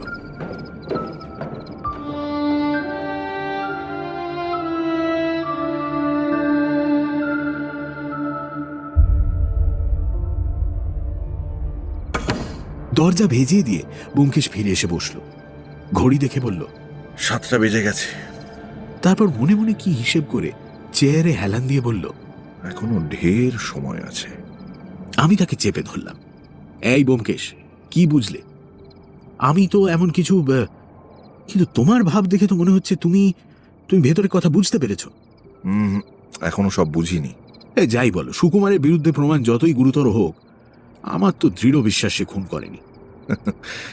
তবে কে করেছে তা জানি না, কিন্তু সুকুমার নয়। ব্যোমকেশ আর কিছু বলল না, সিগারেট ধরিয়ে নীরবে টানতে লাগলো। বুঝলাম এখন আর কিছু সে বলবে না। আমিও বসে এই ব্যাপারে অদ্ভুত জটিলতার কথা ভাবতে লাগলাম। অনেকক্ষণ পরে ব্যোমকেশ একটা প্রশ্ন করল। সত্যবতীকে সুন্দরী বলা বোধ হয় চলে না। কেন বলো দেখি? না, অমনি জিজ্ঞাসা করছি। সাধারণে বোধ হয় কালোই বলবে। বর্তমান সমস্যার সঙ্গে সত্যবতীর চেহারার যে কি সম্বন্ধ আছে বুঝলাম না, কিন্তু ব্যোমকেশের মন কোন দুর্গম পথে চলেছে তা অনুমান করা অসম্ভব। আমি বিবেচনা করে বললাম, হ্যাঁ, লোকে তাকে কালোই বলবে, কিন্তু কুৎসিত বোধ হয় বলতে পারবে না। অর্থাৎ তুমি বলতে চাও কালো? তা সে যতই কালো হোক, দেখেছি তার কালো হরিণ চোখ। কেমন? ও ভালো কথা। অজিত, তোমার বয়স কত হলো বলো দেখি? হ্যাঁ, আমার বয়স? হ্যাঁ, কত বছর, কমাস, কদিন, ঠিক হিসেব করে একটু বলো না। কে জানে, হয়তো আমার বয়সের হিসেবের মধ্যেই করালিবাবুর মৃত্যু রহস্যটা চাপা পড়ে আছে। ব্যোমকেশের অসাধ্য কাজ নেই। আমি মনে মনে গুনে বললাম, আমার বয়স হলো 29 বছর 5 মাস 11 দিন। কেন? যাক, তুমি আমার চেয়ে 3 মাসের বড়। বাঁচা গেল। কথাটা কিন্তু মনে রেখো। মানে কিছুই নেই, কিন্তু ও কথা আপাতত থাক। এই ব্যাপার নিয়ে ভেবে ভেবে মাথা গরম হয়ে উঠেছে। চলো আজ নাইট শোতে একটু বায়োস্কোপ দেখে আসি। চলো চলো চলো। ব্যোমকেশ কখনো বায়োস্কোপ যায় না, বায়োস্কোপ থিয়েটার সে ভালোই বাসে না। তাই বিস্ময়ের শেষ রইল না আমার। বললাম, তোমার আজ হলো কি বলো দেখি? একেবারে খেপ চুরিয়াস মেরে গেলে নাকি? অসম্ভব নয়। আমি লগন চাঁদা ছেলে। ভট্টাচার্য মশাই কুষ্টি তৈরি করেই বলেছিলেন এ ছেলে ঘোর উন্মাদ হবে। কিন্তু আর দেরি নয়, চলো খেয়ে দিয়ে বেরিয়ে পড়া যাক। চিত্রায় কদিন থেকে একটা খুব ভালো ফিল্ম দেখাচ্ছে। চলো অজিত, ওঠো। খাওয়া দাওয়া শেষ করে বায়োস্কোপে উপস্থিত হলাম। রাত্রি 9:30 সিনেমা শুরু হলো। ছবিটা একটু লম্বা, শেষ হতে প্রায় 11:15 বাজল। অনেক দূর যেতে হবে, বাসও 2-1খানা ছিল। আমি একটাতে উঠবার উপক্রম করছি দেখে ব্যোমকেশ বলল, আরে না না, হেঁটেই চলো না খানিক দূর। বলে হন হন করে চলতে আরম্ভ করল। কর্নওয়াল স্ট্রিট ছাড়িয়ে সে যখন পাশের একটা সরু রাস্তা ধরল, তখন বুঝলাম সে করালিবাবুর বাড়ির দিকে চলেছে। এত রাতে সেখানে কি প্রয়োজন তা বুঝতে পারলাম না। যাই হোক, বিনা আপত্তিতে তার সঙ্গে চললাম। স্বাভাবিকের থেকে কিছু বেশি তাড়াতাড়ি আমরা চলছিলাম, তবুও করালিবাবুর বাড়ি পৌঁছতে অনেকটা সময় লাগলো। করালিবাবুর দরজার পাশেই একটা গ্যাস পোস্ট ছিল। তার নিচে দাঁড়িয়ে ব্যোমকেশ হাতের আস্তিন সরিয়ে ঘড়ি দেখে, কিন্তু ঘড়ি দেখবার প্রয়োজন ছিল না। ঠিক এই সময় অনেকগুলো ঘড়ি চারদিক থেকে মাঝরাত ঘোষণা করল। ব্যোমকেশ উৎফুল্লভাবে আমার পিঠে একটা চাপড় মেরে বলল, হয়েছে, চলো এবার একটা ট্যাক্সি ধরা যাক। পরদিন বেলা 8:30টার সময় আমরা করালিবাবুর বাড়িতে উপস্থিত হলাম। কয়েকজন পুলিশ কর্মচারী ও বিধুবাবু হাজির ছিলেন। ব্যোমকেশকে দেখে বিধুবাবু একটু অপ্রস্তুত হলেন, কিন্তু সে ভাব গোপন করে গম্ভীরভাবে বললেন, ব্যোমকেশ বাবু, আপনি শুনেছেন বোধহয় আমি সুকুমারকে অ্যারেস্ট করেছি। সেই যে আসল আসামিটা আমি গোড়া থেকে বুঝেছিলাম মশাই, তাকে শুধু ল্যাজে খেলাচ্ছিলাম। বলেন কি? ব্যোমকেশ মহাবিস্ময়ের ভান করে এমন ভাবে বিধুবাবুর পেছন দিকে তাকালো যেন সেখানে সত্যিই একটা ল্যাজ রয়েছে। ইন্সপেক্টর সাব ইন্সপেক্টর হাসি চাপবার চেষ্টায় উৎকট গাম্ভীর্য অবলম্বন করে অন্যদিকে মুখ ঘুরিয়ে তাকিয়ে রইল। বিধুবাবু একটু সন্দিগ্ধভাবে বললেন, আপনি আজ কি মনে করে? কিছু না, শুনলাম আর একটা নতুন উইল বেরিয়েছে, তাই সেটা দেখতে এলাম। উইল ব্যোমকেশকে দেখাবেন কি না তা কিছুক্ষণ চিন্তা করে বিধুবাবু অনিচ্ছা ভরে ফাইল থেকে একটা কাগজ বার করে দিলেন। বললেন, দেখবেন ছিঁড়ে ফেলবেন না যেন। এই উইলটাই হচ্ছে সুকুমারের বিরুদ্ধে সেরা প্রমাণ। করালিবাবুকে খুন করবার পর এটা সুকুমার চুরি করে নিজের ঘরে এনে লুকিয়ে রেখেছিল। কোথায় রেখেছিল জানেন? তার ঘরে যে 3টে ট্রাং উপরে উপরি করে রাখা আছে, তারই নিচের ট্রাংটা তলায়। বাহ, সবই যে মিলে যাচ্ছে দেখছি। কিন্তু একটা কথা বলুন তো বিধুবাবু, সুকুমার উইলখানা ছিঁড়ে ফেললেন না কেন? ইয়ে, সে বুদ্ধি থাকলে তো মশাই ভেবেছিল আমরা ঘরটার সার্চ করবই না। সুকুমার কিছু বললেন? কি আর বলবে, সবাই যা বলে থাকে, যেন ভারী আশ্চর্য হয়ে গেছে। এমনি ভাব দেখিয়ে বললে আমি কিছু জানি না। ব্যোমকেশ উইলখানা উল্টে পাল্টে দেখে সমুচিত শ্রদ্ধার সঙ্গে সেটার ভাঁজ খুলে পড়তে আরম্ভ করলো। আমিও গলা বাড়িয়ে দেখলাম। সাদা একটা ফুলস্ক্যাপ কাগজের ওপর ছাপার অক্ষরে লেখা রয়েছে, অদ্য ইংরেজি 1933 খ্রিস্টাব্দে 22শে সেপ্টেম্বর তারিখে আমি সজ্ঞানে সুস্থ শরীরে এই উইল করিতেছি যে আমার মৃত্যুর পর আমার সমস্ত স্থাবর অস্থাবর সম্পত্তি ও নগদ টাকা আমার কনিষ্ঠ ভাগিনেও শ্রীমান ফণীভূষণ পাইবে। পূর্বে যে সকল উইল করিয়াছিলাম তাহা অত্র দ্বারা নাকচ করা হইল। স্বাক্ষর শ্রী করালি চরণ বসু। উইল পড়ে ব্যোমকেশ লাফিয়ে উঠল। দেখলাম তার মুখ উত্তেজনায় লাল হয়ে উঠেছে। সে বলল, বিধুবাবু, এ কি আশ্চর্য ব্যাপার! উইল যে... বলে কাগজখানা বিধুবাবুর সামনে পেতে ধরল। বিধুবাবু বিস্মিতভাবে সেটা আগাগোড়া পড়ে বললেন, কি হয়েছে? আমি তো কিছু... আরে দেখছেন না? বলে স্বাক্ষরের নিচেটা আঙুল দিয়ে দেখালো। তখন বিধুবাবুর চোখ গোল গোল হয়ে গেল। তিনি বললেন, ও সাক্ষী। চুপ চুপ চুপ। ব্যোমকেশ ঠোঁটে আঙুল দিয়ে ঘরের ভেজানো দরজার দিকে তাকালো। কিছুক্ষণ উৎকর্ণভাবে শুনে পা টিপে টিপে গিয়ে হঠাৎ দরজা খুলে দিল। মাখন লাল দরজায় কান পেতে শুনছিল। পালাবার চেষ্টা করল, কিন্তু ব্যোমকেশ তাকে কামিজের গলা ধরে ঘরের মধ্যে টেনে আনলো। জোর করে একটা চেয়ারে বসিয়ে দিয়ে বলল, ইন্সপেক্টর বাবু, একে ধরে রাখুন, ছাড়বেন না, আর কথা বলতে দেবেন না। মাখন ভয়ে আধমরা হয়ে গেছিল। বলল, আমি কিছু জানি না, আমি কিছু জানি না। চুপ! বিধুবাবু, একটা গ্রেপ্তারি পরোয়ানা ম্যাজিস্ট্রেটের কাছ থেকে আনিয়ে নিন। আসামির নাম দেবার দরকার নেই, নামটা পরে ভর্তি করে নিলেই হবে। বিধুবাবুর কানের কাছে মুখ নিয়ে গিয়ে খাটো গলায় বলল, ততক্ষণ এই লোকটাকে ল্যাজে খেলান তো, আমরা আসছি। বিধুবাবু বুদ্ধিভ্রষ্টের মতো বললেন, কিন্তু ব্যোমকেশবাবু, আমি তো কিছু বুঝতে পারছি না। পরে হবে, ইতিমধ্যে আপনি ওয়ারেন্ট খানা আনিয়ে রাখুন। অজিত, এসো। দ্রুত পদে ব্যোমকেশ ওপরে উঠে গিয়ে ফণীর দরজায় টোকা মারল। ফণী এসে দরজা খুলে সামনে ব্যোমকেশকে দেখে একটু অবাক হয়েই বলল, ব্যোমকেশ বাবু? আমরা ঘরে ঢুকলাম। ব্যোমকেশের ব্যস্ত সমস্ত ভাব আর ছিল না। সে হাসি মুখে বলল, আপনি শুনে সুখী হবেন, করালি বাবুর প্রকৃত হত্যাকারী কে তা আমরা জানতে পেরেছি। হ্যাঁ, সুকুমারদা গ্রেপ্তার হয়েছে জানি, কিন্তু এখনো যেন বিশ্বাস করতে পারছি না। বিশ্বাস না হবারই তো কথা। তার ঘর থেকে আরেকটা উইল বেরিয়েছে, আর সেই উইলের ওয়ারিস আপনি। তাও শুনেছি। কথাটা শুনে অবধি আমার মনটা একেবারে তেতো হয়ে গেছে জানেন তো।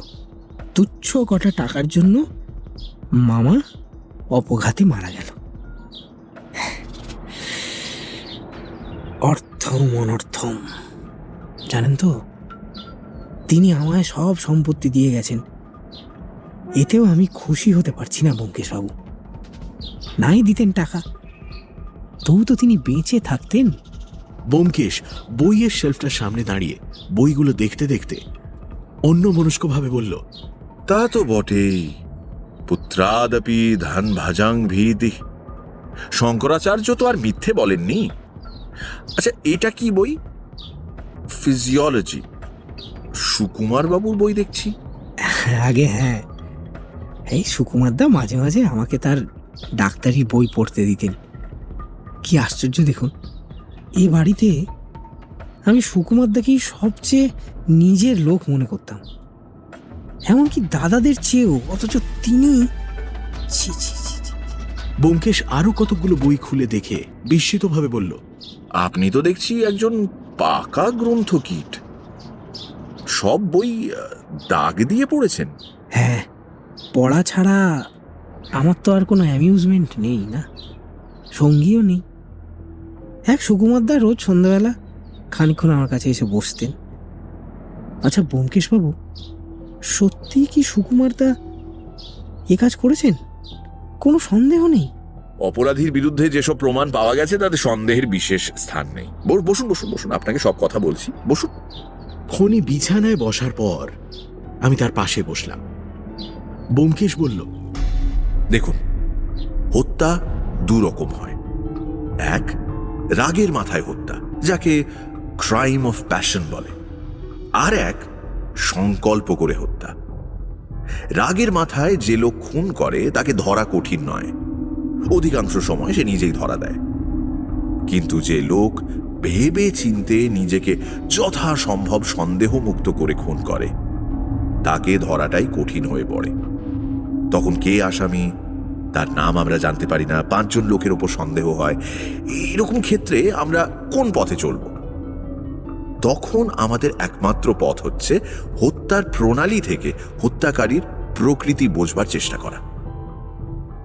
বর্তমান ক্ষেত্রে আমরা একটা অদ্ভুত ব্যাপার দেখতে পাচ্ছি। হত্যাকারী লোকটা একাধারে বোকা আবার চতুরও।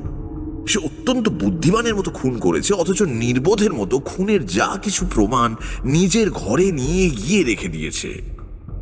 বলুন দেখি, সত্যবতীর ছুঁচ দিয়ে খুন করবার কি দরকার ছিল? বাজারে কি ছুঁচ পাওয়া যায় না? আর উইলখানা যত্ন করে লুকিয়ে রাখবার কোনো আবশ্যকতা ছিল কি? ছিঁড়ে ফেললেই তো সব নাটা চুকে যেত। তো এ থেকে কি মনে হয়? কি মনে হয়? যে ব্যক্তি স্বভাবতই নির্বোধ সে বুদ্ধিমানের মতো কাজ করবে এটা সম্ভব নয়। কিন্তু যে ব্যক্তি বুদ্ধিমান সে বোকামির ভান করতে পারে। সুতরাং পরিষ্কার বোঝা যাচ্ছে আসামি যে হোক সে বুদ্ধিমান। কিন্তু বুদ্ধিমান লোকও ভুল করে। বোকা সাজবার চেষ্টাও সব সময় সফল হয় না। এক্ষেত্রেও আসামি কয়েকটা ছোট ছোট ভুল করেছিল বলে আমি তাকে ধরতে পেরেছি। কি ভুল করেছিল সে, বলুন। বলছি। ব্যোমকেশ পকেট হাতড়ে একটা সাদা কাগজ বার করল। কিন্তু তার আগে এই বাড়ির একটা ছোট নকশা একটু তৈরি করে দেখাতে চাই। একটা পেন্সিল আছে কি? যে কোনো পেন্সিল হলেই চলবে। ফণির বিছানায় বালিশের পাশে একটা বই রাখা ছিল, তার ভেতর থেকে সে একটা লাল পেন্সিল বার করলো। পেন্সিলটা নিয়ে ব্যোমকেশ ভালো করে দেখল, তারপর মৃদু হেসে সেটা পকেটে রেখে দিয়ে বলল, থাক, প্ল্যান আঁকবার আর দরকার নেই। আপনাকে আমি মুখেই বলছি, অপরাধী প্রধানত 3টি ভুল করেছিল। প্রথমে, গ্রেজ অ্যানাটমির এক জায়গায় সে লাল পেন্সিল দিয়ে দাগ দিয়েছিল। দ্বিতীয়, সে বাক্স টানবার সময় একটু শব্দ করে ফেলেছিল। আর তৃতীয়, সে আইন ভালো জানত না। আইন ভালো জানতো না? না, আর সেই জন্যই তার অত বড় অপরাধটা ব্যর্থ হয়ে গেল। আপনি কি বলছেন আমি ঠিক বুঝতে পারছি না। সুকুমার বাবুর ঘর থেকে যে উইলটা বেরিয়েছে, উইল হিসেবে সেটা মূল্যহীন। তাতে সাক্ষীর দস্তখত নেই। মনে হলো ফণি এবার অজ্ঞান হয়ে যাবে। অনেকক্ষণ কেউ কথা বলল না। দৃষ্টিহীন শুকনো চোখ দুটো মেলে ফণি মাটির দিকে তাকিয়ে রইল। তারপর 2 হাতে মাথার চুল মুঠো করে ধরে অর্ধব্যক্ত স্বরে বলল, সব বৃথা, সব মিছে, সব বৃথা। ব্যোমকেশ বাবু, আমায় একটু সময় দিন, আমি বড় অসুস্থ বোধ করছি। আধ ঘন্টা সময় আপনাকে দিলাম, তৈরি হয়নি। দরজা পর্যন্ত গিয়ে ফিরে দাঁড়িয়ে বলল, থিম্বলটা অবশ্য ফেলে দিয়েছেন, সেটা সুকুমারের ঘরে রেখে আসেননি কেন বোঝা যাচ্ছে না। তাড়াতাড়িতে আঙুল থেকে খুলতে ভুলে গিয়েছিলেন না, তাই হবে। কিন্তু ক্লোরোফর্ম কার হাত দিয়ে আনাবেন? এখন ফণি বিছানায় শুয়ে পড়ে বলল, আধ ঘন্টা পরে আসবেন ব্যোমকেশবাবু।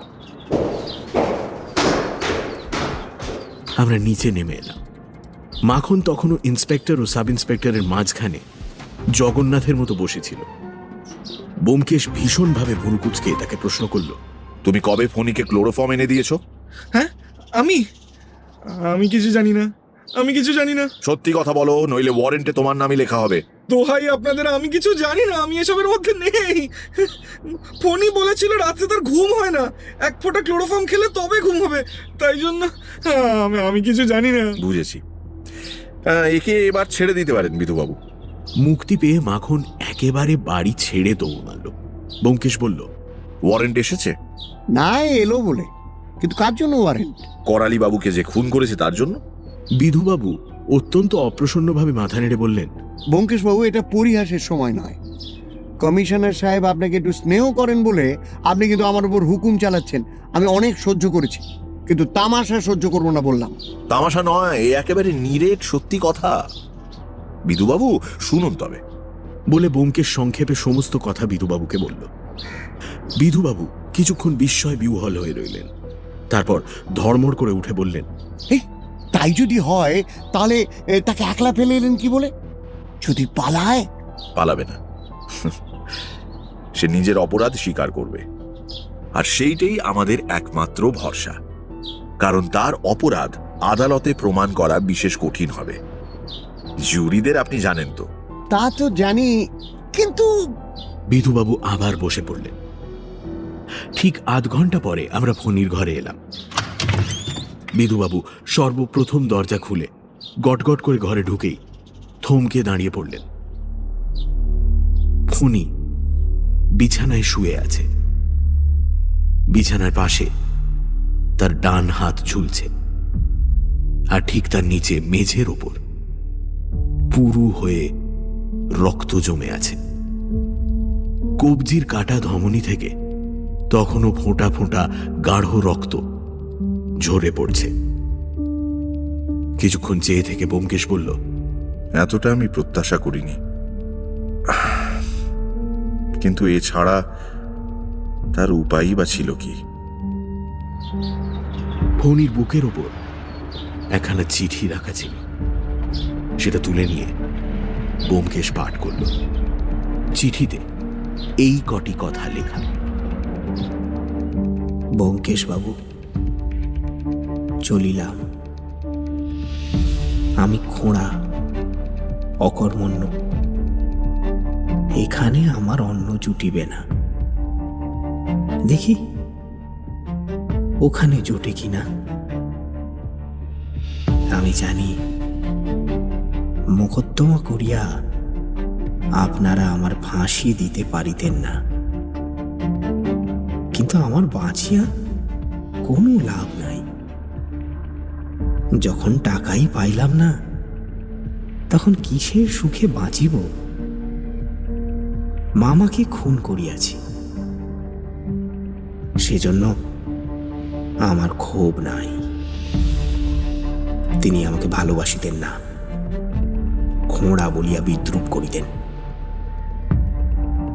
তবে সুকুমার তার কাছে ক্ষমা চাহিতেছি, কিন্তু তিনি ছাড়া দোষ চাপাইবার লোক আর তো কেহ ছিল না। তাছাড়া তিনি ফাঁসি গেলে আর একটা সুবিধা হইত। কিন্তু যে কথা নিজের বিকলাঙ্গতার লজ্জায় জীবনে কাহাকেও বলিতে পারি নাই, আজ আর তাহা প্রকাশ করিব না। ক্লোরোফর্ম কোথা হইতে পাইয়াছি তাহা বলিব না। যে আনিয়া দিয়াছিল সে আমার অভিসন্ধি জানিত না। তবে পরে হয়তো সন্দেহ করিয়াছিল। আপনি আশ্চর্য লোক ব্যোমকেশবাবু, থিম্বলের কথাটাও ভোলেন নাই।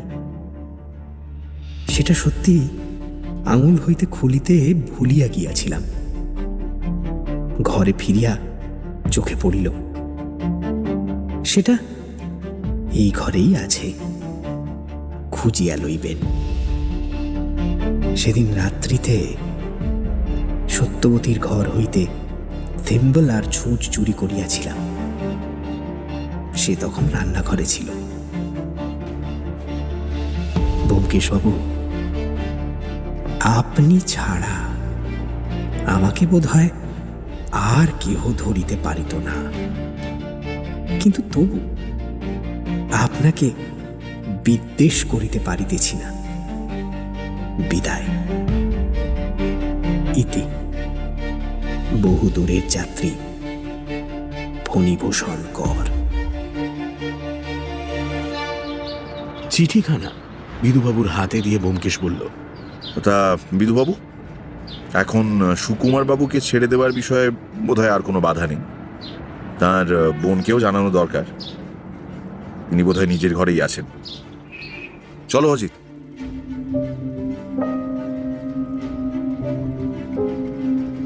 সপ্তাহখানেক পরে আমরা দুজন আমাদের বসবার ঘরে বসেছিলাম।